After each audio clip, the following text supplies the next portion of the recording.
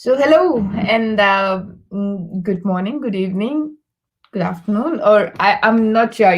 We all are coming from different part of the world right now and talking from different places. So, wherever you are, I hope you guys are doing safe and secure and all set and had a beautiful day or kind of getting set for another beautiful day. So today we have a wonderful guest who have traveled across the world and have some spectacular photography experience who's very enthusiastic when it comes to conservation too. So I'm very happy to see a lot of people these days, especially youngsters, are getting so much interested in photography, and specifically not just the beautiful side of photography. They are also very keen on doing something into connecting people with nature. The conservation part of it. So another wonderful person, another wonderful photographer.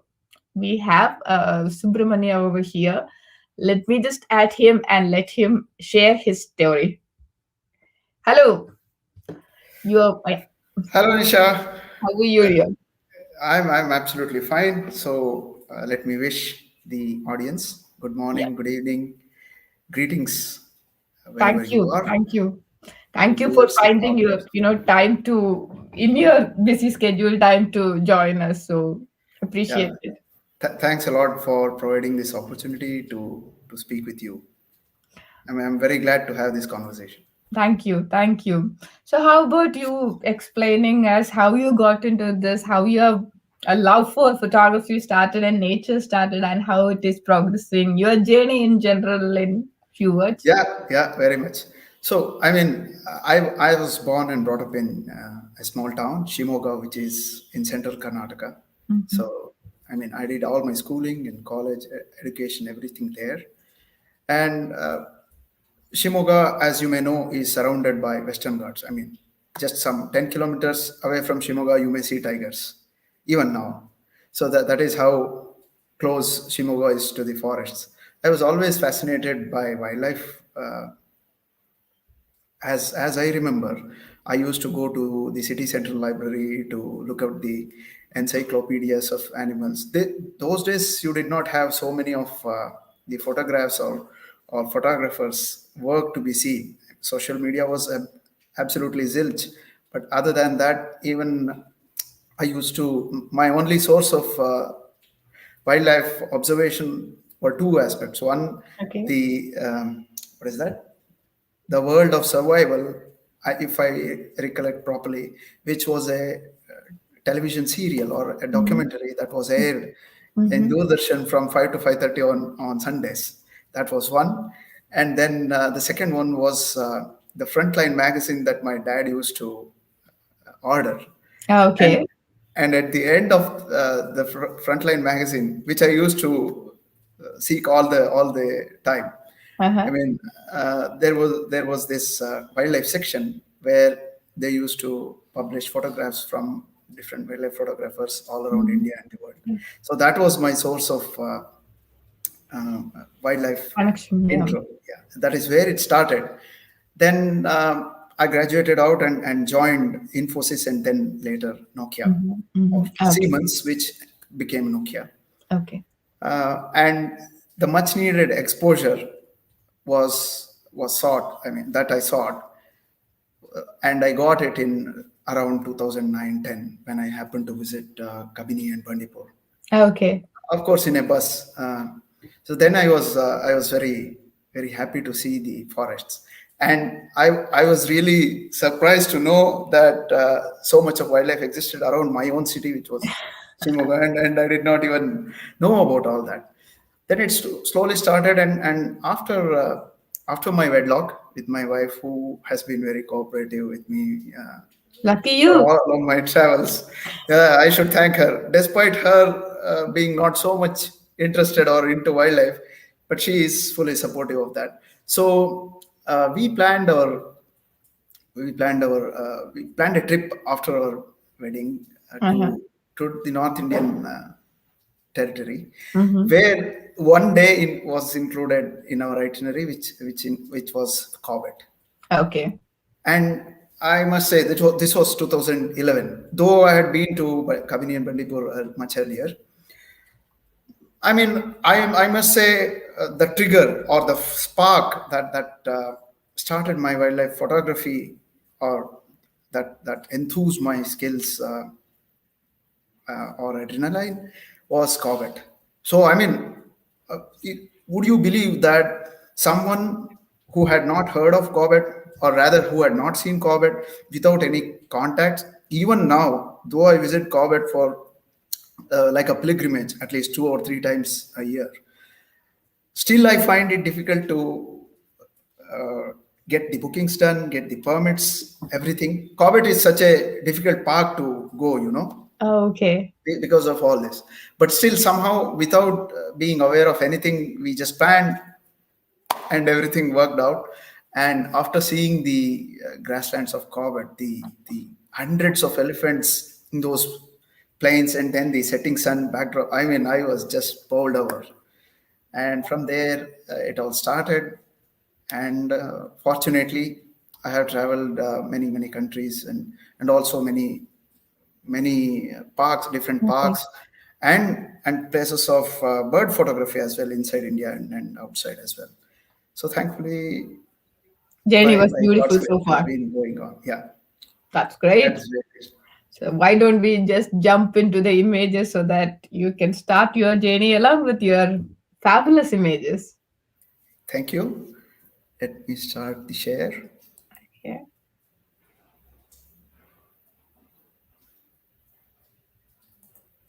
Can you see now? Yes.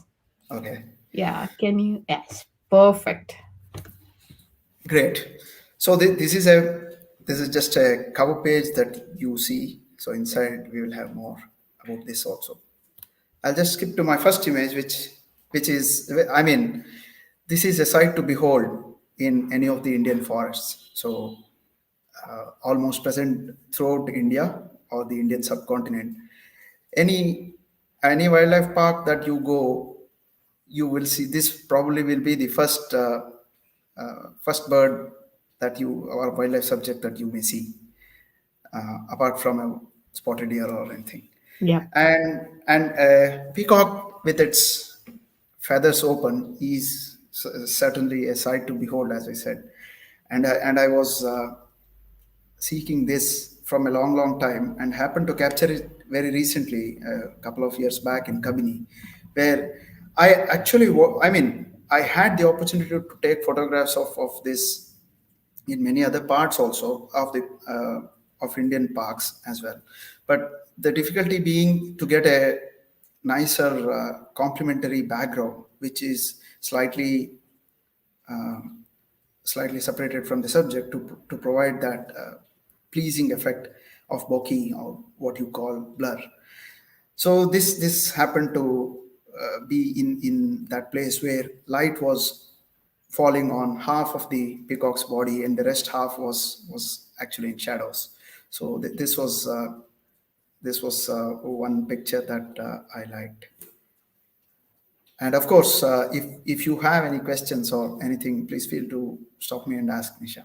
Yeah, definitely. Whenever, I have only few congratulations and highs as of now, but whenever we have a question, I'll definitely stop you. And whenever I have a question, I'll definitely stop you. So, yes, it's a beautiful image. And yeah, you can just proceed further, please. Yeah, and to start with, I could not have chosen anything apart from It's our a national bird. beautiful one.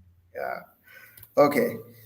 Wow. Here is uh, here is a Malabar parakeet that you can see, or not one but two, who are fighting for some food grains. So they are, both of them are males, and beautifully colored in their breeding plumage. This is taken around the month of uh, April or May, and they look in wonderful plumage for their breeding. So this was taken in a hide, which uh, which is famous for these parakeets, the plum-headed parakeet and the Malabar parakeet, near Shimoga, or some 80 kilometers from Shimoga, in a place called Hosanagar. Okay, now I move to the next one. Yes, please. And yeah, you okay? Can you see a small bar which is with stop sharing and hide? So if you can click on the hide, then you will yes. Oh, it's a Okay. beautiful image. Okay, so here I have stacked two images in this page where you can see, if would you believe that the left hand side picture is uh, are two chicks of rose ring parakeet taken just opposite my current apartment. So there was this tree of not flame of the forest. I think it is a very similar tree. I don't know the name. So you find these flowers with water Okay. inside, no? Okay. Red color flowers. Uh-huh. The tree grows really tall with flowers. When they inside when they are buds, they have water inside, which we used to play with during our young age. If you just peel off the bud, tip of the bud, then you can see a lot of water inside that. So Okay. that Yeah. was the tree. We have a And one of our viewers mentioned the name of the tree is Radha Krishnan. He mentioned the name of the tree is cotton tree. okay, great. Okay. So there was this tree just in front of our house, and I used to watch with amazement that every year on year these parakeets used to nest, and sometimes the cats used to catch hold of these sometimes.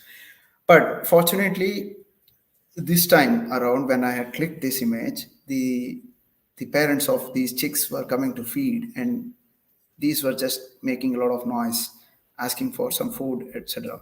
But if you see, when I used to see this from my portico, there was this concrete background, and actually I went and requested a neighbor where I could climb their staircase to use their staircase to get a background of the champa tree. There is this champa tree in the infinite background which is fully blooming, and when it was the season where the leaves were fully green, and then it was possible to take this photograph this way. And this is exactly inside the urban jungle just in front of my house. And the one on the right hand side is a plum-headed parakeet male, which was also taken in Hosanagar, as I mentioned in the previous slide. Okay, good. Let me go to the next one. Yeah. Okay, Wow. so this is something that no Indian needs introduction, and three of them True. are different tigers from different parks or different zones of a park. And the one on the left hand side, I have put three of them head on pictures to illustrate something. So I hope people are able to relate that. The first one from the left is a very famous tiger called Parvali from the Kala zone of the Corbett Tiger Reserve.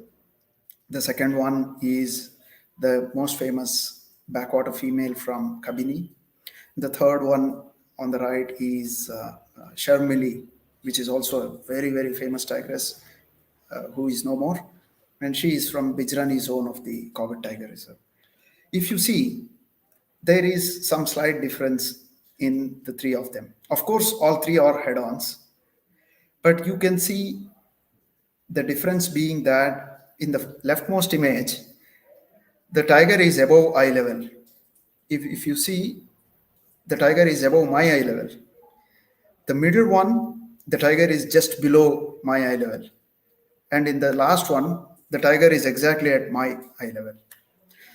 So the above eye level picture is something that strikes naturally. And you may also see that there is a little bit of sky visible in the background. And of course, not in Africa, but in India, when you see tigers walking head on in different parks, which is almost a daily occurrence, one or the other tourist will get a head on shot. But getting some part of the sky, which is, I mean, getting tigers above eye level, is something very not very common, should I say. because tigers do prefer to walk on soft mud, which means they walk on the game drive path. Mm-hmm. But it is very important. I mean, as tourists, not just us, as wildlife photographers and tourists, not just us, but also the drivers who drive there day in day out, they also get excited. And in that, what we forget is that we forget about the aesthetics part. And for a wildlife photographer, it is so important to be observant. Uh, while, for example, let's take a case where you are reversing with your vehicle, and then the tiger is walking head on. As you may see, in many parks like Bandhavgarh and Tadova and all, the tigers do walk kilometers together, maybe 3 kilometers easily behind vehicles. And in some cases, you may have had the opportunity of being the lone vehicle, or maybe there are one or two vehicles apart from yours. But still, there is good scope for you to maneuver the space and identify the place or the location which is aesthetic for your photography. As you may see in the left hand side picture, what we did was there was a Barsati Nala. Barsati Nala is a place where the monsoon water flows. In Corbett, it is much more famous, or even in Tarai forest, it is much more famous because not so much of water do come in central India and South India as much as it comes in the North Indian forests, like in Corbett and Dudhwa, etc. So there are Barsati Nalas which are almost like rivers. They are that big. And Okay. here there was a nala. Mm-hmm. The size of the nala was so big that if you stand where the tiger is standing, you cannot even almost see the gypsy. The gypsy is entirely inside the nala. That was the size of the nala, and Okay. the height also. That I actually identified that and then asked my driver to go park inside that. When we Okay. parked inside that, of course, we lost a couple of frames while the tiger was walking behind us, which meant that, I mean, I could not have clicked every single frame that was possible. But by placing the gypsy inside that nala, I was able to click an above eye level photograph, which I still cherish. That's So, beautiful. yeah, thank you. So that's about it. I mean, just keep uh, Was a it tip a to the misty day by any chance? It was it was foggy and Mm-hmm. cloudy. Okay. Yeah, and then you can see that the the land or the sand is covering the Yes. paws of the tiger. Oh, So it yes. is we are inside the nala. That is why Oh, it is. Yeah, a small tip to the audience or whoever most aspires yes. Yes. is to always keep an eye on the surroundings, the ambience, where a lower ground is available, so that you take your photograph from there and improve on the aesthetics of the photograph. Great. Thank you. Okay, similar. Again, this is also one of my favorite subjects, to say the least. Here you Beautiful. can see some tuskers that I've been fortunate to see over the years. Thank you. The first one on the left is a tusker which was very huge in size, and you can easily see that when the subject is above eye level, the left subject is Yes. above eye level. The middle one is like, I mean, I was not planning anything, so Mhm. it happened accidentally. I'll tell you a short story about that, or Okay. relate how it happened. The third one, as you may see, is below eye level Oh, because he was grazing and I had no opportunity to get down. I mhm. was in a vehicle and this was the best that I could do. But the third one is one of the famous tuskers of Kabini or Nagarhole Tiger Reserve, which is called Mr. Kabini or Bogeshwara. His tusks are probably the biggest uh, in the current day elephants that I've seen. Okay. Coming to this the one on the left hand side, again, like the tiger in the previous image, we were fortunate enough that this tusker was walking from almost Gairal to Dangadi Gate, which is like 12 kilometers. And we could place the vehicle in such a position where it was completely above eye level. If you see in the image, the eye level is the ground, or almost the foot of the elephant, while we placed our gypsy on a slope or downhill where the elephant was completely above us. Even the legs were above us, not just the eyes. And we were fortunate to get a green background without sky or anything, or a white background coming in background in the behind. So if you are aware, or if you have a keen eye to identify the most aesthetic setting, then certainly you can make an image tell story around itself. The second one, or the middle one, is one where we were just waiting for a tiger, and this elephant calmly came in.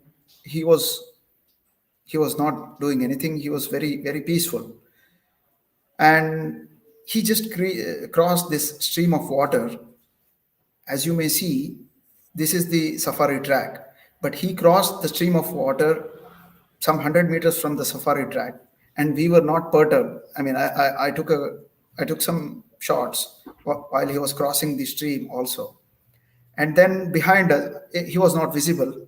He just went behind, and probably he wanted to come on the safari track, or he Mm-hmm. wanted to cross the stream.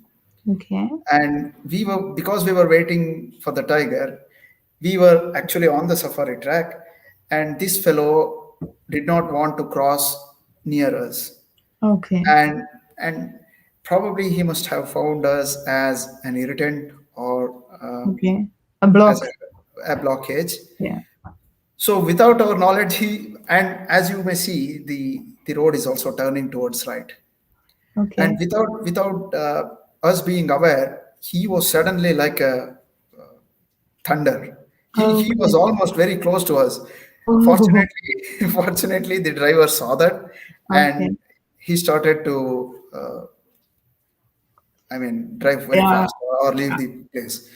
And I was like, I was not at all scared, but I was clicking all the way. And this is one shot that got stuck. I mean, the focus got stuck, and somehow the water splash And the also dust in was the captured. background, The dust in everything. the background, Yeah. yes. So this, I mean, I must say this was just a fortunate image. Yeah. Wildlife is all about moments. Yes, yes, very much. Okay, let me now Sorry, go back. there is a question from one second. Vishnu is the third one. I think he's talking about the long tusked one. Is it Mhm. Mr. Kabini? Yes, it is. It is Mr. Kabini or Bhogeshwara. Okay. I mean, I must say I'm really surprised with that, because the Tusker is not as big as you may see the first two. Okay. He is Yes. not that big, but his tusks are really, really big Okay. compared to any other elephant. And in fact, there is a comment from Radhakrishnan on the same picture about the ears. It looks like an earless elephant. That's true. Though we totally understand it is kind of, the ears are going on backwards, but then it definitely looked like an earless elephant. Right, right, right. Yeah, yeah, I agree. I have noticed that. Yeah, Good point. beautiful. Thank you. Okay, so now I take you to the wonderful country of Bhutan, which I visited in I think 2017 or 18, April. April and May are the best months to visit Bhutan, and this is one of the most sought after birds in Bhutan. I mean, of course, you can see this in Arunachal Pradesh also. This is a phantom of a bird, and is called Ward's trogon. A very Okay. very beautiful trogon, colorful, and both of them are males. The color difference is probably due to the light. One was in the shadow while the other was in good light. And it was like I don't exactly remember this place name, but we were traveling from Thimphu towards anyway. I mean, I forgot that place also. So we were traveling, and we had started at around 5 o'clock in the morning when it was dark enough to reach this place before 6:30. And when we reached there, it's like I cannot see beyond 10 feet. There was so much of fog, Okay. and forget sighting the bird. I mean, humans were also not visible at that time. So sometimes, okay, the guide was saying that these birds sometimes do come and perch on branches which you can see here, Oh, like moss, yeah. at eye level from the road. Actually, trogons are generally perching at top of the tree, but because the road is at a much higher altitude than the ground below, Okay. the trees or the tree tops are eye level with the road. And he was telling me that you can easily see them at eye level from the road sometimes. Okay. And I mean, we had great visualizations and imaginations about capturing this bird because this was one of the most sought after. When we reached there, you can't see anything. We waited. Of course, I mean, this part is slightly controversial, but in some parts like Northeast, without Mhm. playing a call, you may not even see the bird. Okay. The watchtower does not come and sit in front of you unless Okay. you are super lucky. So Okay. he tried playing the call a couple of times, but Mhm. the bird did not respond. But I was maybe he wanted to leave and check some of the birds and also try this while uh, returning back after 2 weeks to Thimphu. On Mhm. the return path, he suggested that we can try this again, but I was insisting. I mean, even if we lose something else, we should try this. Okay. So we stuck to this, and we were. It was. I mean, traveling in those forests was very difficult because it was completely wet and it was slippery. As I Okay. said, if the treetops are eye level with the road, then you can just imagine how tall the trees must have been. The trees were Okay. more than like 80 to 100 feet tall. Okay. So trekking down that path with your camera, tripod, everything was extremely difficult. You could have fallen anywhere and then risked your equipments also. Yeah. But I can but we understand. took the risk. I at least I took the risk, and the guide also helped us. And it was around 8:30, 8:45 when we happened to see these beautiful birds, both a pair of male and female. And finally, they gave us some good photographs. This was taken, I mean, from reasonably good distance or closer distance. So this was one of the highlight of Bhutan trip in 2018. It's beautiful. Thank you. These are again, I mean, are there questions? No, right? No, there are few comments like beautiful years are hidden from the previous one. Then Pooja Sharma have a question, but this is completely not on this particular shot. So I think in general photography questions, would you like to take it now or towards the end? It's a suggestion for photographers for clicking dark subjects. I think maybe we can address that in the end or now. I mean, Yes. it's completely I think we can take it in the end. Oh, yes. yeah. Okay, so these are pheasants of Bhutan. The first one is called Himalayan monal, which probably needs very less introduction, and one of the most sought after birds in India as well as Bhutan. It's a beautiful one. The bird Yeah, is so colorful. the iridescence is stunning, unbelievable. I mean, I must say this is probably not the most beautiful photograph of this bird because it is not actually showing the entire plumage, and it Yeah. was taken in some low light. I must say it was very very much low light when Mm. this photograph was taken, and hence probably it is not showing all the colors on its front as well as back. The second one or the middle one is called a satire tragopan, which is very very unusual because it may the call of a satire tragopan is exactly like the call of a crying baby. If you remember or if you imagine the call of a crying baby, which is like 3 months or 6 months old, crying Okay. continuously, this bird calls exactly like that. This is a male. Okay. Yeah. Interesting. And yeah, you must listen to its call. I mean, I was just joking with the guide that if somebody listens to this call in the Hmm. midnight, Yeah. then they would be certainly having some troubles with their hearts. As long as they don't know that it is this bird calling, it is Yeah, really really definitely. Yeah. peculiar. And the one on the right side is called a blood pheasant. This is a male here, Okay. and this was taken in from Singla Pass. It was in oh no, this is in Chelela Pass. There are two variants or subspecies of blood pheasants in Bhutan. We were fortunate enough to see both of them, Okay. and when we went from Thimphu to Chelela Pass on day one to see these beautiful birds, and fortunately one of them was calling on the road, and we happened to stop our car there. Okay.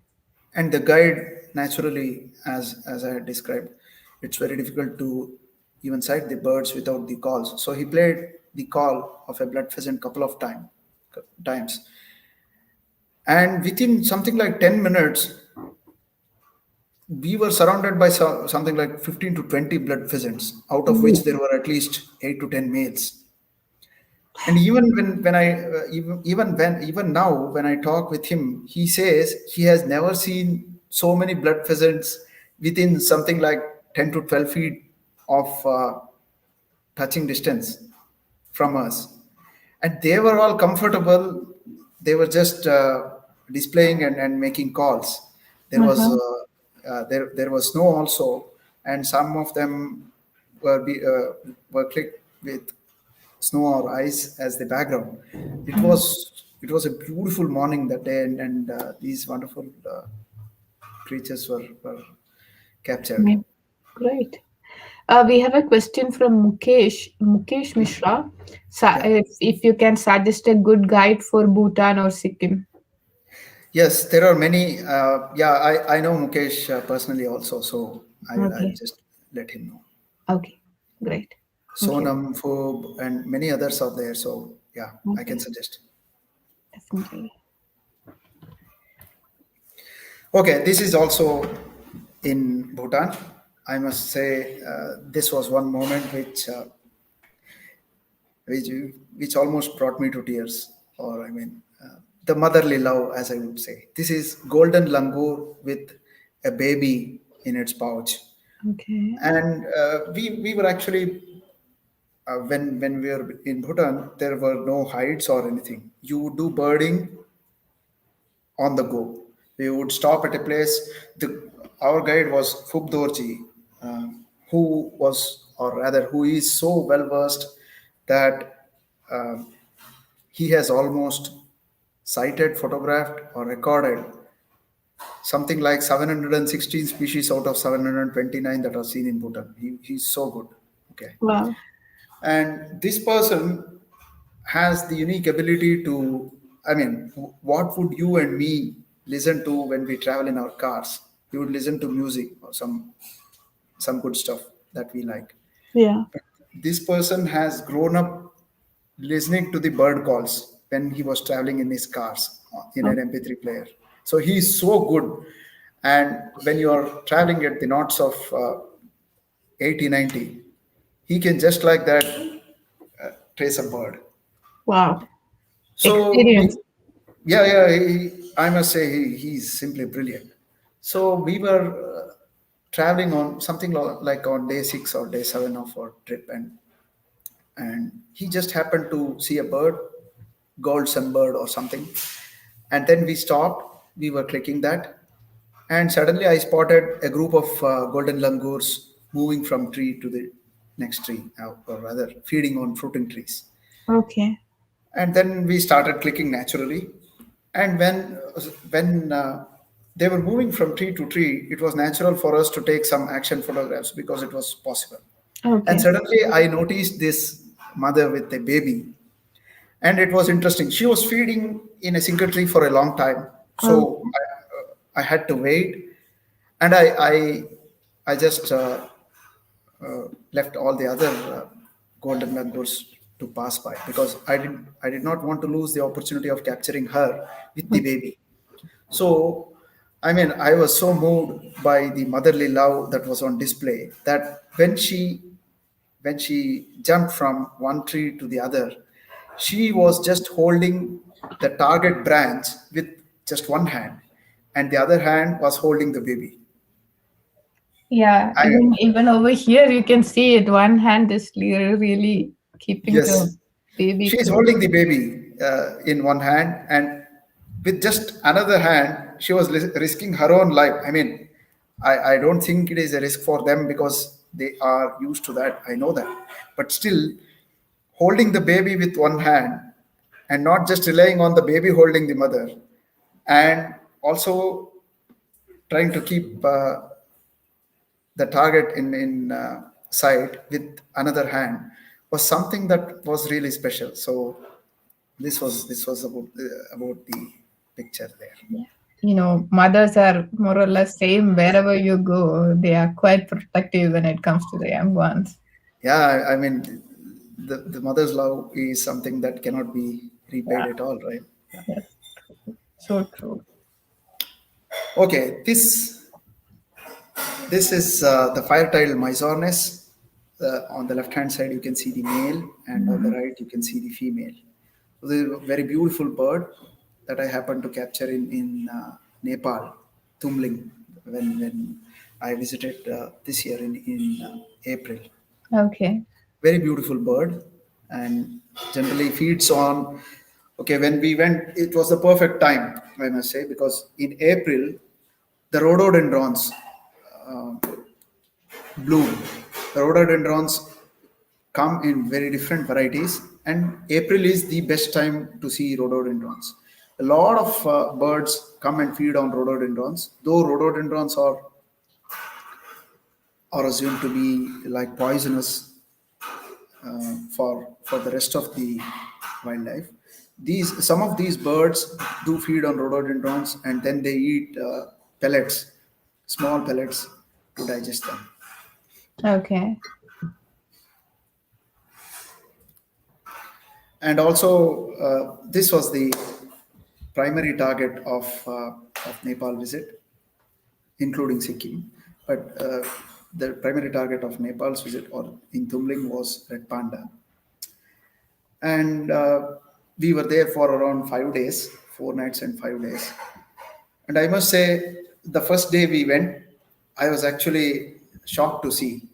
Again, after we reached at around 2:30 or 3 o'clock in the afternoon, when we had left Bangalore at around 6 o'clock in the morning, we reached there. We reached Tumling at around 3 o'clock in the afternoon. But as soon as I see, there is nothing to see. So much of fog, and the fog that I saw in Tumling, Nepal, was like unbelievable. You cannot even imagine. It was so cold, bone chilling cold, and then you cannot see beyond 5 feet. So much Okay. was the fog, and then I was really disappointed, and then actually feeling slightly let down whether we would be able to see this beautiful creature or not. Then the next day, actually, there you cannot just go by yourself and spot these wonderful creatures. How it works is that you go exactly like snow leopard. You are in the place where you stay or in the guest house. Okay. There are trackers who put a lot of effort behind this to Hmm. track the mammal, both snow leopard as well as red panda or Hmm. work on similar lines. So the trackers go off early in the morning, like 6 o'clock, and Okay. then as soon as they see, they call mutually and let us know, and then we have to reach the point. And these mammals are in bamboo forests and are actually slightly comfortable in human presence because the poaching is not so bad there. Okay. And in on the Nepal side, it is not forest department, but it is community forests. Okay. So the people themselves safeguard these habre, as it is called in Nepalese. Habre is the name of red panda. Beautiful. Yeah, they take care of these animals well. And it so happened that we did not see anything on the first day. No Mm, news came. And okay. on uh, day two, we were very excited and we were waiting. Fortunately, at around 11 o'clock in the morning, a news came that there was red panda sighted somewhere. They said, I don't know, they said it could be 5 kilometers from here. I mean, 5 kilometers from the main road. They take you to the nearest point and then we have to trek. Okay. How is the Yeah. terrain? The terrain is very bad. Bamboo forest, again, completely wet, Okay. slushy, and Oh, you have to go with your gear again. Then okay. there could be some helpers also in Okay. case someone needs help. But we were carrying our own equipments. Okay. And I must say, from the time, I mean, I was very excited about seeing this. It's such a beautiful animal, right? It is. So we were dropped off at the closest point at around 11 o'clock. And Uh-huh. then from there, we didn't know where to go. We just followed the guide or the tracker who had spotted, and he was taking us. I mean, the child inside us will keep asking questions. Are we Yeah. closer? Are we nearer? All this keeps coming. But we have to watch, we have to walk until we have found that, right? We Okay. took, I mean, it was like a 2.5 to 3 kilometer trek, up Okay. and down, mostly down. Some Uh-huh. parts were also uphill. And finally, we land in front of this wonderful animal. I must say, I think you can clearly make out with the details that it is shot from a very close range. So Yeah, yeah. this was almost a full frame image, and this is the only window from where the complete animal could be seen. Okay. Uh, uh, I was about to ask you the same because I wanted to know whether these guys are usually shy or they are okay with human presence and how far you have to walk in a normal scenario. yeah, I mean, they are not too perturbed, I must say. We happen to see, or we happen to have three red panda sightings, Mm-hmm. and each of those pandas were bold enough, must I say. So they Okay. did not. It is not that the tracker sees it and they run away. Okay. They are on a tree, and as long as we are not intruding into their comfort zone, they Mm-hmm. are, Curious and sit yeah, there and look at they, you. they, they sit there. So these trackers stay there. One of Mm-hmm. them stays there to see that or track it wherever it Okay. goes. They Yeah. actually stay on top because the same terrain is also used by clouded leopards, normal leopards, black panthers, Okay. Himalayan bears, and others also. Mm-hmm. So, in order to in order to avoid being prey to some carnivore, Okay. these they actually go into some holes in the tree and hide themselves. Okay. And as soon as the sun comes in the morning, Mm-hmm. they come out. Okay. They are not so early movers, but they Mm-hmm. are generally visible post 9 o'clock or something like that. Okay. It's very rare to see them very early in the morning unless they are making moves or traveling, something Okay. like that. Okay, so when we went, this fellow was sitting calmly, Okay. and after a while he started moving. But it is not so easy to uh, not so easy for photography because of the type of habitat and the forests. Okay. There is a lot of clutter, and I mean, all the red panda images that I had seen before going there had some sky background in that. As you may see, there is also some part of the sky here. Yeah. Naturally, it is indicative of the fact that you are standing below and then shooting into the sky. Yeah. Yeah, there was a question as well on this. I think what is the blue smudge on the right is that in this particular picture from Nadir, Yeah, that is the sky.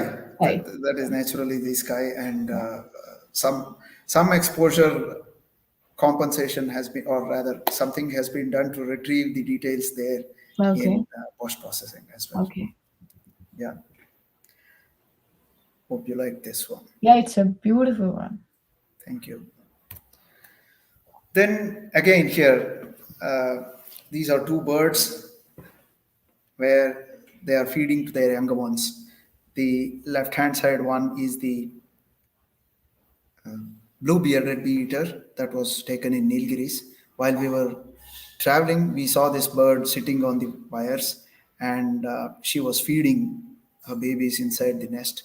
It was a roadside nest, and we just happened to be there, and she was just catching these bees Bees. in the air and then bringing them to her nestlings. Now on the right side, you can see the greater yellow-napped woodpecker. On the right side is the mother, and the left one is the younger one, where she Mm-hmm. was asking for feed, and then the mother was feeding the young one. Beautiful colors. Yeah, beautiful, right? Yeah. I mean, I was bowled over when I saw this bird. Mm. And it's, I must say, I don't know if our cameras are doing really good justice Justice to to the them. Yeah. colors of these birds.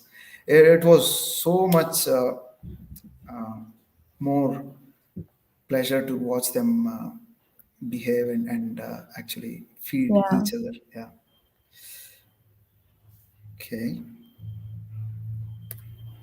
So this is a picture of an osprey which was taken in Kundapura, Mm-hmm. the, the, the, the coastal town of Kundapura, where you can see a lot of bird life. And I was there earlier this year, no, last year, December, to watch these birds of prey, the osprey and white-bellied sea eagle. So we happened to see this with a large fish kill, Okay. and she was actually on a large stump, which was, I mean, wide enough to keep the fish and for her to feed as well. Okay. Yeah, she provided some good opportunities for photography there. That's great. Okay, so this photograph is a composite of two Okay. animals. It is quite natural for Yeah, I was anyone about watching. to ask you. Yeah, but it is not manipulative. Okay. Uh, this was on a full moon day when it was almost 6:30 p.m. and we were returning from the boat safari in Bhadra Tiger Reserve, where I happened to see. I mean, it was a very normal thing. As you may see, there are a lot of these dead logs or dead trees where these great cormorants nest, and you can Okay. see not just one. There are around 5 to 10 nests in that backwaters. And while returning, I saw that the moon had just appeared. The full moon had just appeared, and I was trying to click them with moon as the background. And naturally, I noticed that the moon was out of focus when I had focus on the birds, and Mm-hmm. when I had focused on the moon, the birds were out of focus. So I had to club them to give this effect. Okay. Oh, so that is from the same time you took it, It not just from two. Okay. no. That is what I said. It is not Okay. manipulative. It was just taken some few 5 or 10 seconds apart. Okay. Great. Okay. I mean, this was taken long back. It's a beautiful male tiger from Bandipur, and probably people know this guy by the name Prince. And Oh, okay. this was in 2013 or so when I took this, and I liked this, and I've been calling this birth of fire ever since I took this photograph. This photograph to me signifies the rise of a phenom from inside the water. While it was very uh, natural routine for the tiger to be inside water and yawn, but to me it was like imagining a phenom rising from water. It's a So powerful image. yes, thank you. Okay, there is a very small story behind this. Uh, Wow. I mean, I was reminded of Panchatantra when I saw this. We would have heard a lot of Panchatantra Stories. stories where the animals talk to each other, right? Yeah. But it happened in real in Cover Tiger Reserve a couple of years back, when we were waiting for a male tiger at a waterhole, and this owl is old enough. I mean, I think my driver tells me that he has been seeing it for at least 7 8 years now. Oh, okay. Yeah, so the owl is old enough, and then she was just sitting near the water. Instead of the tiger, the spotted deer came. So Oh, male tigers in Corbett are very very shy. So we were just like that, also killing time because it was closer to exit. And then it so happened that this female spotted deer came to mm-hmm. drink water. She actually drank some water as well. And Mm-hmm. then she noticed this owl sitting very lower at a lower level, very Okay. close to the water at ground level almost on a log. And then she wanted to go and talk to her, as I Okay. would imagine. And very hesitantly, she kept every foot forward. And finally, she ended going this close, and the spotted deer just sniffed at the owl. The owl Wow. was not the owl was not perturbed by what the spotted deer did, and she was just like that, watching every step that the spotted deer took. And this to me signified the harmony that the wildlife Thanks about it. has in itself. Yeah.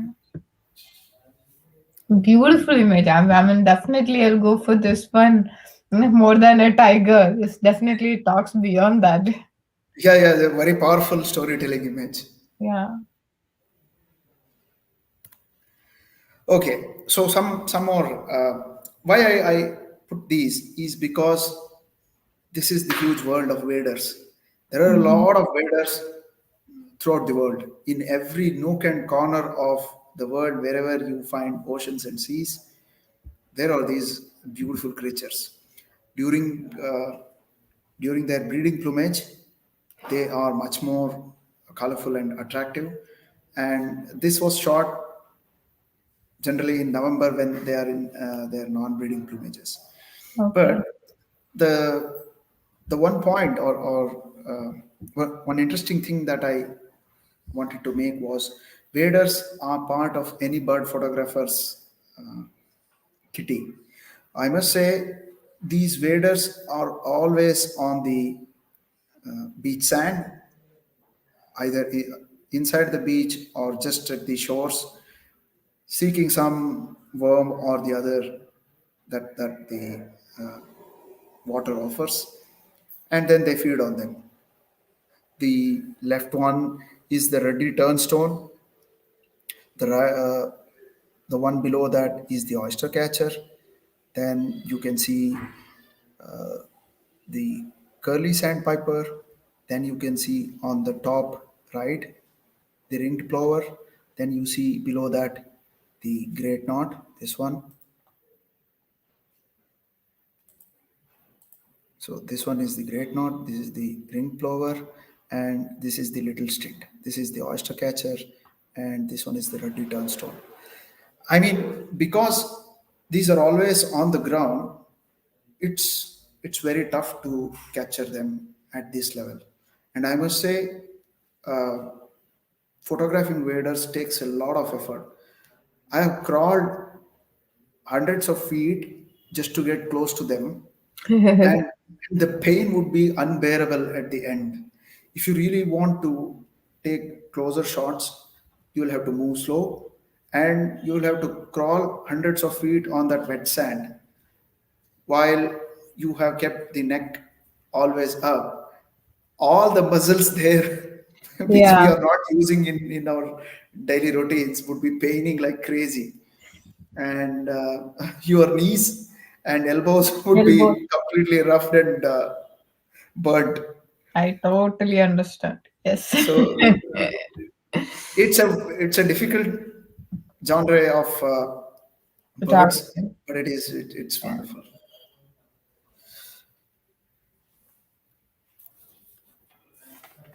Okay, so here are some owls. Again, the owls are such beautiful subjects that any wildlife photographer is attracted to them. I haven't seen anyone who doesn't like owls. So the left hand one is the short-eared owl, the middle one is the forest owl or spot-bellied eagle owl, one of the most powerful owls in India. It can take, I mean, uh, I have a picture of one of the rarest cats that I have a story behind that as well. Maybe I will relate that when we come there. Okay. But I must say that the it is that of the leopard cat. We happened to see that in Samba Road of Corbett Tiger Reserve. And we were just Okay. fortunate enough, again, as I said, on an earlier occasion, we were waiting for a male tiger. As the male tiger had made a kill, and we were expecting it to come near the river. But the male tiger did not arrive, and it was time for us to leave. We were about to leave at around 10:15, 10:30 is the exit. And the leopard cat just came. But Wow. I'm relating a different story. We should have discussed that when we were seeing the leopard cat. Okay. Anyway, the thing that I wanted to tell you was that it is it was seen and photographed also. I don't know who took the photograph, that a spot-bellied eagle owl killed that leopard cat. Oh, Yeah, this spot-bellied eagle owl is so powerful. wow. It can take smaller mammals like hares and all very easily. Okay. The one on the right hand side is a tawny fish owl. And a curious, Yes. curious thing about this is, you be able to guess at what inclination or what height could this bird have been taken? Any wild guess, No clue, my dear. Nisha? You would find it hard to believe that I have taken this exactly at 12 o'clock. What? Yes, this is exactly at 12 o'clock. In Satal, we were walking in a trail, and then this bird was sitting exactly at 12 o'clock on top of my head. And the bird was peeping in such a way that it made it appear like an eye level shot. That's the truth behind this. This is exactly at 12 o'clock, not even 11 o'clock. Oh my God. Yeah. It's a beautiful, especially the eyes make, the way it's looking and the ears, I mean, everything together, it's so interesting. Absolutely. The owls do have really special eyes, and that is probably what makes them Very attractive special. to everyone. Yeah. Yeah. Okay. How are we on time? Yeah, proceed, please. Yeah. Okay. So this is again one special moment that I observed in Corbett Tiger Reserve, where the Chotu elephant or Chotu tusker was behind this female the full day, and we spent two safaris behind them just to capture this moment. Especially with the, the feet with the water on it, it looks like it got a shoes on it. Yeah, yeah, yeah. That In fact, the tusker was smaller than the female, but still he was trying to mount. Ah, okay. And the background, the water, everything together, it's a beautiful picture. Thank you. Yeah, I mean, a great moment of natural Yeah. history. Okay, again, as I said, I was fascinated just after seeing the grasslands of Corbett. It's a must for any wildlife lover to visit this park. So, as I told you earlier, the sunsets behind these hills are something to capture in eyes as well as in your camera. So, this tusker walking across the setting sun made this photograph possible. Yeah. It's beautiful. It's like a painting. Yeah, I mean, this was I was very keen on taking this photograph for a long time, and was fortunate a couple of years back. Okay, now, okay, this is again on the backwaters of Bhadra. It is the same leopard and same sighting.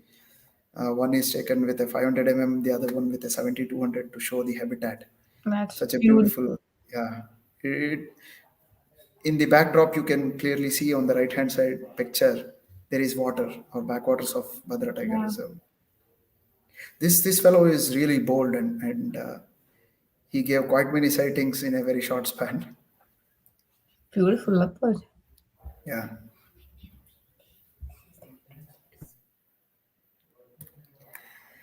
Sloth bear piggybacking. Yeah, this was inside for a long time, and it Mm. came 2014 when I went there for the third time to Which see just place it this. is? This is Daroji Sloth That Bear is Sanctuary near Hampi. okay. Yeah, sloth bear piggybacking generally happens alternatively or in alternative years. That Okay. is, if it is there this year, then it generally doesn't happen next. I mean, that's a general trend. It's not that it should not happen. Yeah. There could be there could be different mothers who are bringing their cubs Okay. in continuous years also.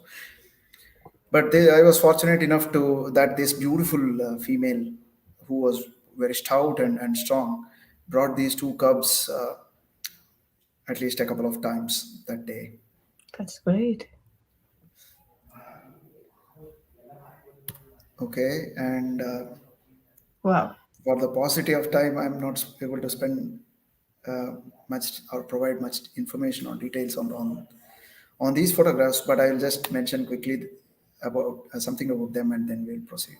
Yeah. So on the left hand side, you see the Eurasian grey wolf. The Okay. middle one is the brown bear, and on the right hand side is the Wolverine. I don't know how many people would have heard about the Wolverine. Yeah. Wolverines. Yeah, that's like that's almost the size or slightly bigger than a marten, but it is hugely powerful. It can bring a big reindeer down. And it's not that easy to spot, I guess. Yes, it is not easy to spot. But it doesn't care about a bear as well, brown bear also. Yeah. It's a huge predator. In the sense, it's a powerful predator. Yeah. So, I mean, in Finland, as you know, the sun sets very late. And a point to note is that the wolf picture was taken at 1:30 in the morning, of course, with not such a great equipment, and hence the quality of the image or the Yeah. noise. Yeah. So Yeah, this but was it taken at show the habitat and it's a beautiful one. absolutely. This was 1:30 a.m. This was at 11:30 in the night, and this was, I don't know, it was somewhere around midnight. Yeah. So during the months of June and July, this is possible in Finland. So I was visiting for some work and took that opportunity to visit these places as well. That's great. Okay, now we travel to the wonderful South American or Mhm. Central American country, Costa Rica. Okay. On on this page, you see on the left hand side a beautiful bird called golden browed Chlorophonia. I must say that I'm not making justice to the colors of this bird by this photograph, because to realize they are much more colorful than this. And the shades of green that you see in this bird is incredible. Such a small bird, but very, very beautiful. And on the right side is the resplendent quetzal, which is according to some, uh, what do you call? So some opinions or views, is Mhm. the most beautiful bird in the world. It's called the resplendent quetzal. And again, the metallic green that you see here, camera does not do any justice to this. Yeah. This is a bird to sight with a long tail, Yeah. and a wonderful bird. I mean, I happened to see this in 2019, and when I actually saw that for the first time, I was jumping up and down. It was so much exciting. It was such a wonderful sighting then. Great. And it's I do remember some images from another friend from Costa Rica who's based over there, and some full frame shots of this one flying and feeding and all. It's a beautiful bird. You said it. Yeah, It's one of the most beautiful one. absolutely. There is no doubt about that. It has been, I mean, by some surveys, it has been voted as the most beautiful. Yeah. That's a wonderful thing to know. Okay, so here you see some honey creepers. On the left side is the green honey creeper, middle one is the red-legged honey creeper, and on the right side is the shining honey creeper. These generally feed on the bananas, and in South America and Central America, wherever you go, it could be Ecuador, Colombia, Costa Rica, Panama, even in the West Indian islands like Trinidad, Tobago, uh, Guinea, Equatorial Guinea, etc. Mm-hmm. There are feeders everywhere. I mean, these are the most colorful birds that I have ever seen, Okay. and they are very used to humans. Unlike in our northeast, where poaching has been, I don't know, there is no proportion or scale Yeah. to describe in words the poaching that has happened for eating, for everything. Yeah. And unlike here, there is so much, I mean, the birds are so used to humans, and there is so much carelessness of human presence that they are not at all worried. As soon as there is a feeder, you see a lot of birds thronging, and it is easy to photograph there than here. Okay. Yeah, wonderful creatures. They are. So these are some woodpeckers of Brazil and Costa Rica. The first one is the yellow-fronted woodpecker, Mm-hmm. which is from Brazil. The second one is a pale-billed woodpecker, which is from Costa Rica. The third Mm-hmm. one is a chestnut-colored woodpecker, again from Costa Rica, and the last one is a blonde woodpecker from Brazil. So the first and last one are from Brazil. Brazil. Yeah, but again, there are a lot of woodpeckers and very colorful ones there. So in one image itself, so many colors: yellow, red, black, gray. They're stunning colors, I must say. Yeah. So these are toucans, the chestnut mandible toucan on the left side and the keel bill toucan on the right. Again, they are very colorful. Yeah. And it was raining when I took this photograph the first day, and these were also coming to the feeders to feed on bananas. Oh, That was a wonderful, pleasing experience to see them call, uh, and also feed. They were okay. calling their partners, I believe, or friends. Okay. So here is the world of hummingbirds, uh, beautiful ones, small birds who cannot be frozen with uh, the normal shutter that we have. So you need to use fill flash or flash for multi-flash for capturing their flight. But this one, as you may see, the white-tailed Jacobian on the right side, there is this one. Mm-hmm. was captured without multi-flash. I Okay. mean, I personally don't like the multi-flash so much because it gives some difference to the natural colors. Yeah. So here you can see this is a Brazilian ruby, this is the fiery throated hummingbird, and this is the Talamanca hummingbird. They're really beautiful, and all of them or most of them do have some sort of iridescence Okay. where they display different colors in different angles. Okay. Again, this is the Toco token pair from Brazil, which were also again feeding on papaya, and it was. I mean, before I went to Pantanal and Brazil, North Pantanal, I was like thinking, are these birds for real?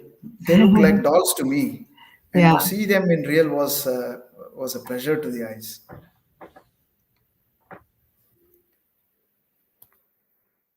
And here are a couple of jaguar images. The jaguars are powerful cats. Their jawbite is just next to that of hyenas. So these are most powerful among all big cats. And it so happens that the routine of a jaguar starts generally after 8 o'clock when they start patrolling. So you go in boats there, and these are on land.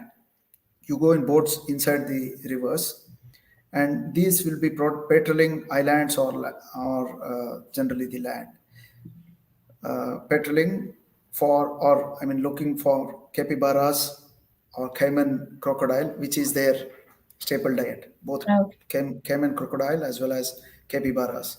And Okay. then we used to see them after 8 o'clock in the morning when the sun used to be really, really harsh. And these are two occasions when it was not harsh. The first one, or the left hand side one, was Okay. around at around 7:30 in the morning when this female was just sitting very close to our houseboat, and in the golden light she offered some beautiful photographs. The Okay. right one, of course, was at after 11 o'clock or 12, something like that. But that day, the sun wasn't harsh. There were clouds. And thankfully, we were able to capture some or make some good images. Okay. Okay, this is a black collared hawk just coming near water to pick something, pick a feed. It's like it's posing for you. Yeah, yeah. This is a cayman crocodile that I mentioned a couple of Yeah. photographs back, and we weren't sure whether this female had made the kill or it was just lying and she had spotted it and she was just trying to carry it into the forest. So it was so that the place where this cayman was, the river bank was something like 4 to 5 feet above the water. As you can see, there is mud wall there. And this jaguar was trying to lift such a huge cayman and was unable or very unsuccessful even after 7 8 attempts. Okay. Uh, and after photographing her for more than an hour or hour and a half, we had to leave her and go. By the time we came in the afternoon, neither the cayman nor the jaguar was there, Oh, but we were with her for quite a long time that day.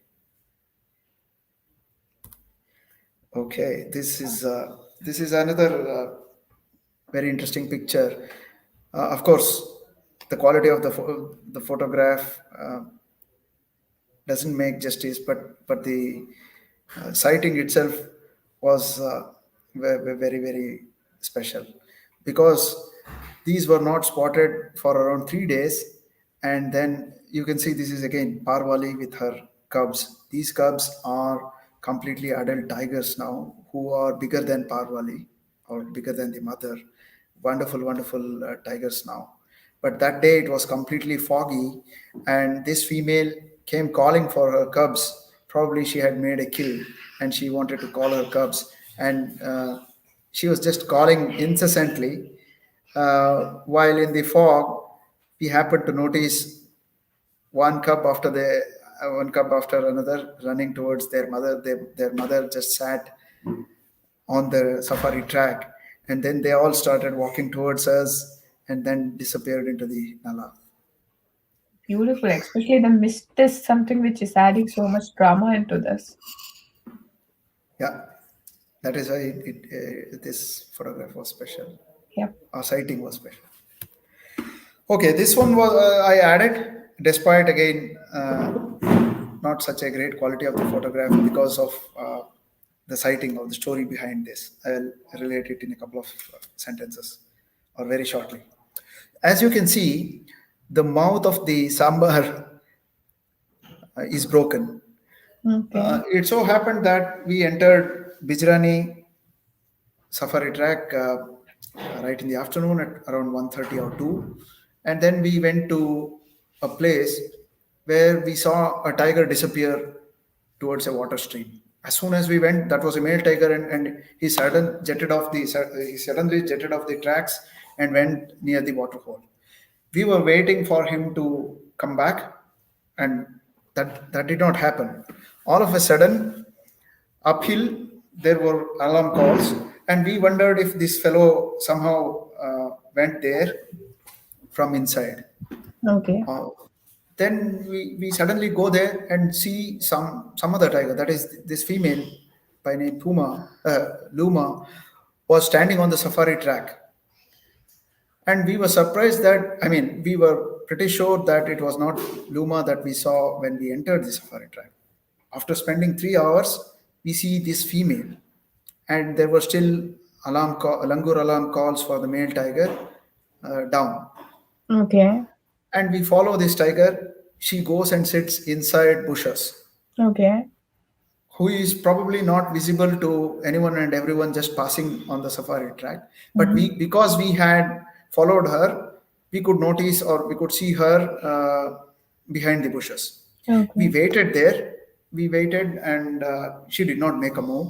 Okay. And on the left, beyond her, the tiger was on our left, and to her left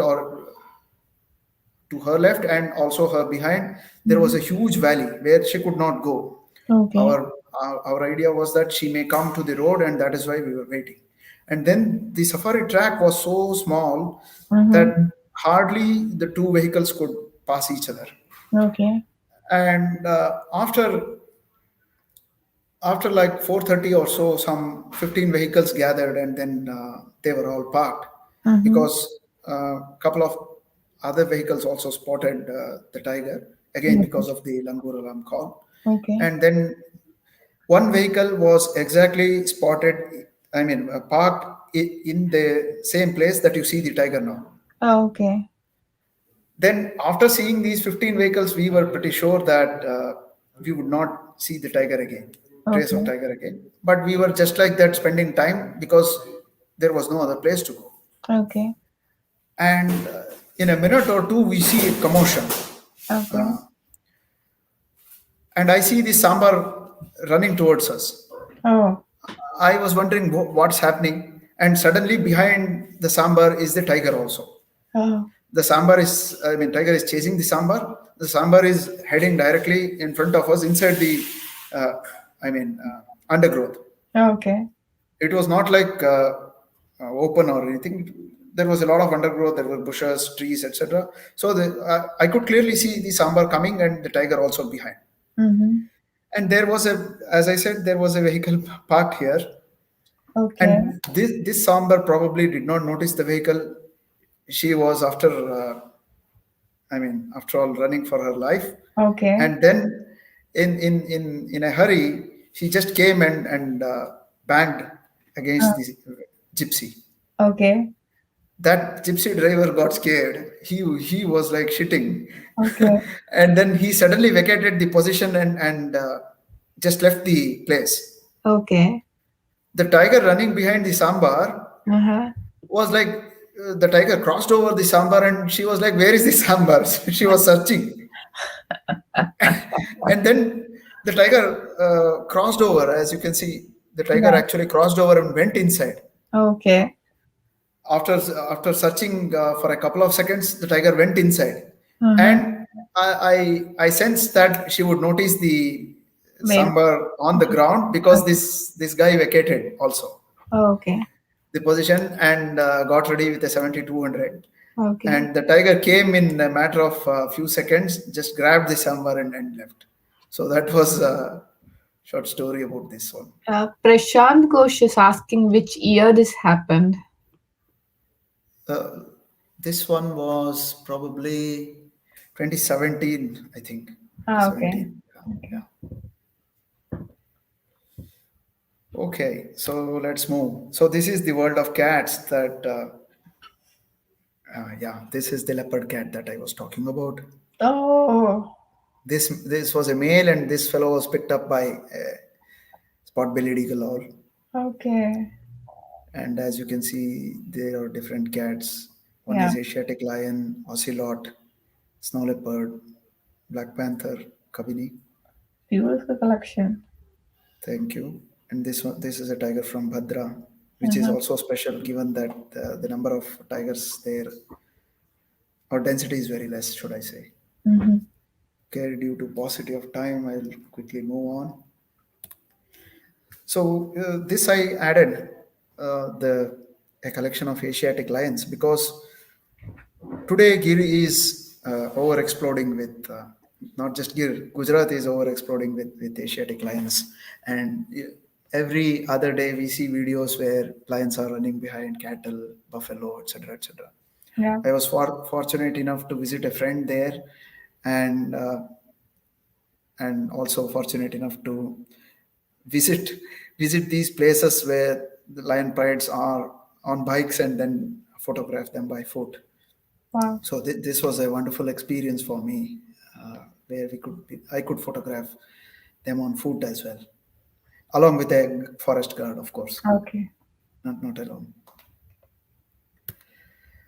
Okay, this is a collection of raptors, but I would just go ahead. Again, tuskers.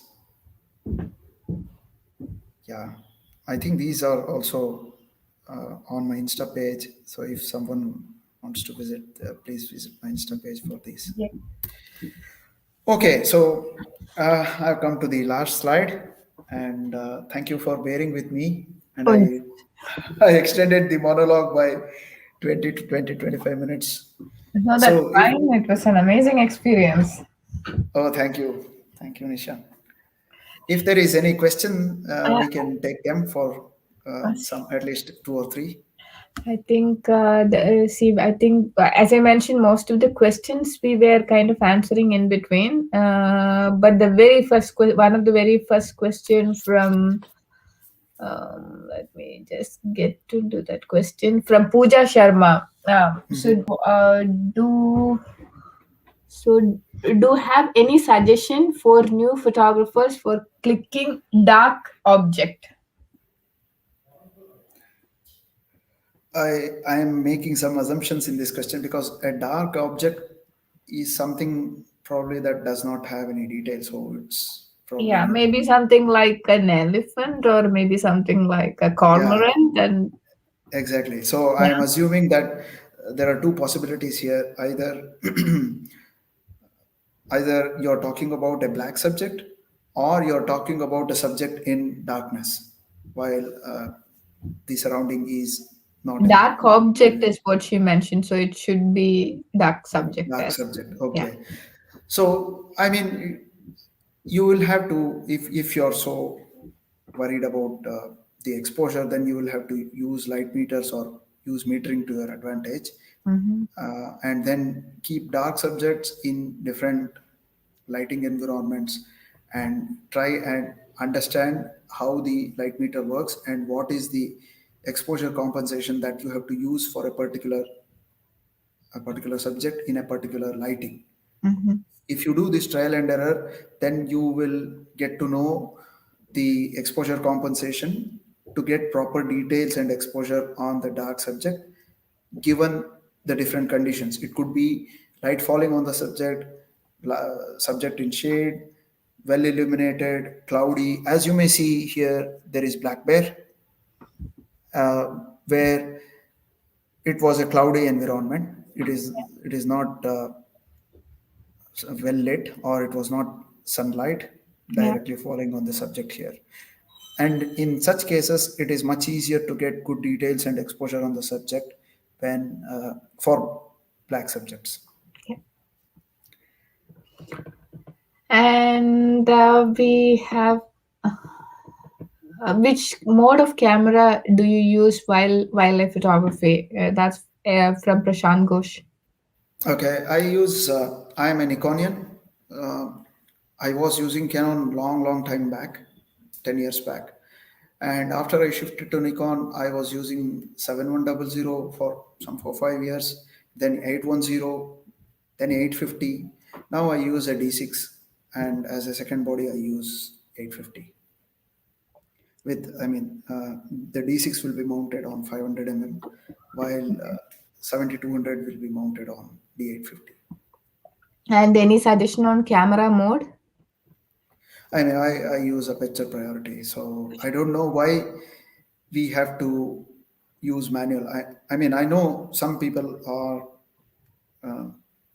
very fond of Yeah, the even possessive I mode. don't know. My suggestion is to go on aperture priority.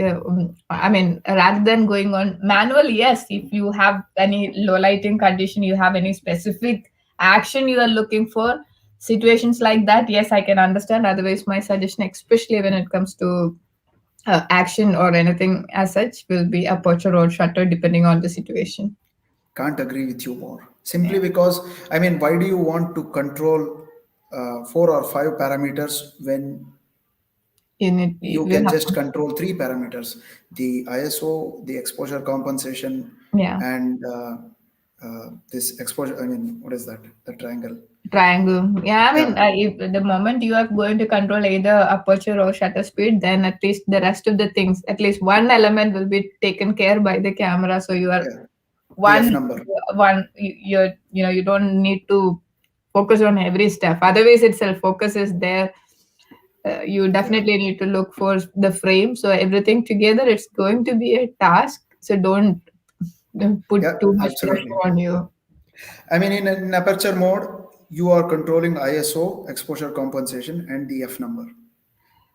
Yeah. While in manual, you would be controlling much more than that, Mm-hmm. and the chances of getting wrong shot or having wrong settings is much more in manual than in aperture priority. But of course, in special situations when you're talking about night photography or astrophotography, or in some situations, this time when I went to Sikkim, I was also photographing this great Buddha, that is the god in Austin, Kanchanjunga. Then there are two other peaks, Kumbhakarna, and one more, I forgot the names. Mm-hmm. So uh, that looks like sleeping Buddha. And Okay. there, I must say that with aperture priority, I was not getting the settings right, and I Mm-hmm. used manual after Mm-hmm. some research, of course, because Mm-hmm. I was not a great exponent of using manual. Mm-hmm. So then I had to study, and then with the use of manual, I could capture it much better than in aperture priority. But for most wildlife scenarios, I Mm-hmm. use, or rather, I have never used manual for wildlife. I mean, I do use manual, especially when certain times where we have specific ideas about when the light is low for sure, if it is rain or if it is rim light, and if you're finding it difficult, then these are the occasions I use manual in general. But preferably, if it is wildlife, then I try to focus either on most likely on aperture priority or on shutter priority. So it's different people, different opinion, but prefer more than manual. Please try to use any of these priority that will make your life one step smoother. Yeah, absolutely. And another question, which mode we have already mentioned, and then sorry, one second. Some images. See, Alvin mentioned some images are awesome images and great narration by Subu. Thank you, And Alvan. And the red panda background, can you please share the location it's captured? Prashant Ghosh is asking for the location detail for the red It's panda image. it's near Tumling. I mean, Tumling is the district in Nepal, and Mhm. from there we traveled to a place called Kayakata. Okay. Uh, and near Kayakata, there is this bamboo forest or its habitat. So you have to trek 3 kilometers. So I mean I cannot pinpoint the Yeah, geolocation as I definitely. may not. But yeah. Yeah, I don't But know. there is another question from Nick's eye view.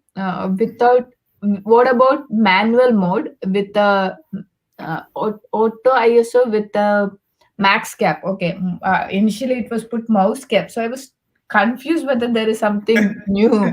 So it's a max cap with an auto ISO with a, if you can set the high, that's something which I think most of us use, right? If you're going to put an auto ISO, we'll definitely keep it as higher on the, depending on the camera you are going to use, maybe 6,000, maybe 8,000.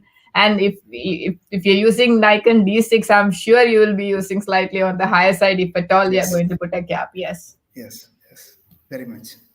Yeah. So that's definitely a great option. Again, it's differ from people to people. Some people do that, would like to go on manual when it comes to ISO, but you definitely can make your life slightly easy when it comes to keeping a cap. And let me see if we have. Yeah, there was some question about suggesting some um, guides in certain places, Sikkim and Bhutan. Mhm.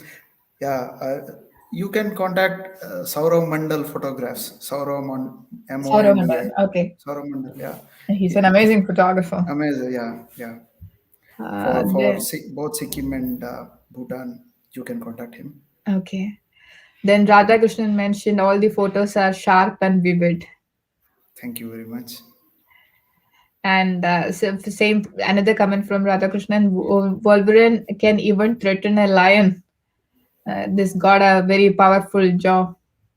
Um, Maybe yes, because I don't I know they know. are aggressive, but I've never seen them.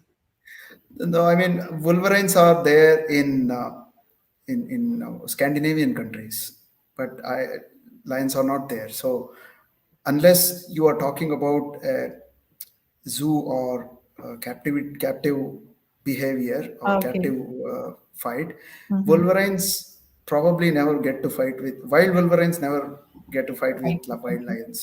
Yeah, but I agree with you that they are really Quite powerful, aggressive. and they can bring down, as I said, huge reindeers Mm-hmm. uh, Okay. as their kill. Then Ritesh Chamaratur, I think he's somebody who know Hermes. Great initiative, guys. I keep going. I think I'm here through Hermes. Recently watched Vidya Balan's film Sherni, also a nature lover, a wildlife lover. Very appreciate such movies and your initiatives too. So yeah, credit goes to Vidya Balan, to you, and to us. All right, thank you, Radish. And let's see if we have something more. Max Cap we mentioned, and what's the best app to use for removing noise in a picture? There is this or application called Topaz Denoise. Denoise I think AI. that is very good.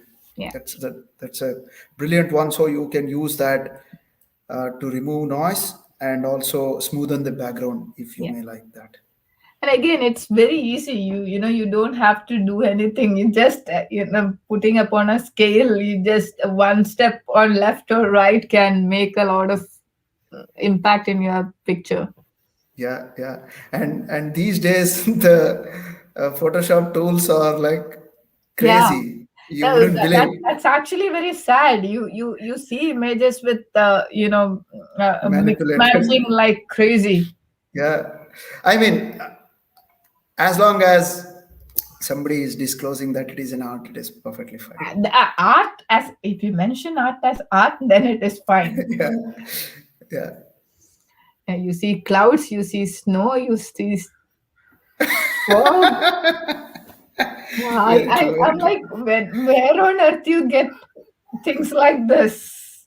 Yeah, but it's again person to person, it's different, Subjective, yes. So yeah, I agree. But then there are certain photographers who can really do magic with editing, and it's like Absolutely. literally like painting. That's Absolutely, absolutely. I can't agree more. yeah. Okay, then Rupali mentioned awesome. Pramod mentioned Kudu Subu. Yeah, Thank you. so Subu, it was amazing. I think Thank you, Nisha. we kind of touched almost all the questions, and thank you all for being here and asking your questions. And but first and most important thing, thank you, Subramanian. It was really amazing, and that every image was a treat. So thank you for taking your time, and thank you for going through every detail of the image and every the story is what makes every image very special. So you definitely took your time and explain in every aspect, be it technical or non-technical side of the photography. So thank you so much for your time and for your effort, and it was amazing collection. So thanks a lot. I'm humbled. It was very nice talking to you, and thanks a lot for providing this opportunity. And thanks to everyone in the audience who made it to this webinar and heard us talk.